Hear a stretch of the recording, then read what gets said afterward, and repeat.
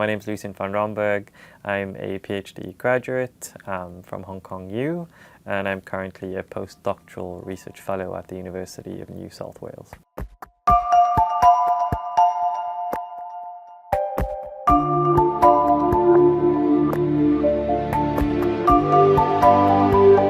Generally, if we think about regulatory competition in a legal context, it's how countries select and deselect rules in order to attract foreign companies or human capital, I guess. The rules and laws that they promulgate in order to make their regulatory environments more competitive.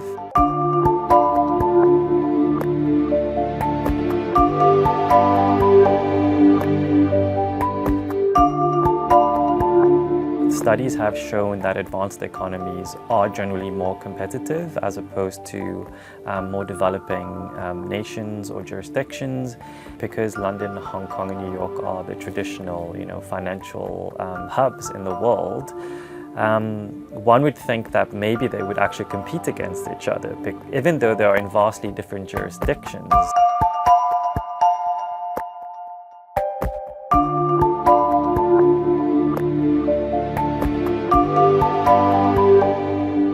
A lot of financial regulation is a top-down process. So where we have London, Hong Kong, New York, the regulators here, when they make regulation here, it affects the way products and services then may be potentially regulated in other cities as well.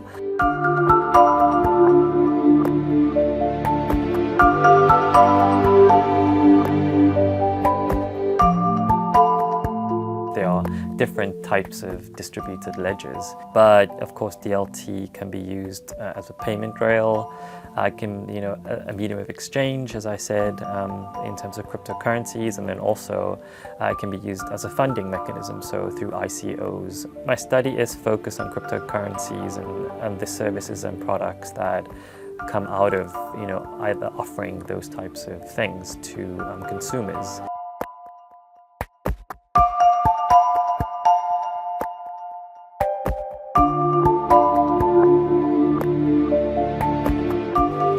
Fragmented nature of cryptocurrency regulation and laws. So that is a massive issue for stakeholders, particularly if they're running a business or a startup. Because if they do want to expand their operations internationally, then they are going to have to comply with all these fragmented laws, which of course is inefficient, it's costly for them, there's compliance.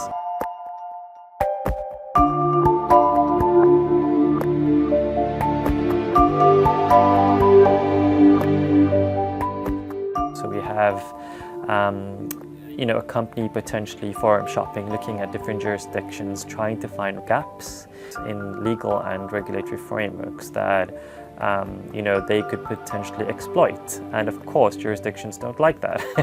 So I think those are probably the most sort of pertinent issues facing these companies. And I think the way that my study could potentially assist them is that I am looking at how or to what extent these jurisdictions actually find regulatory competition important.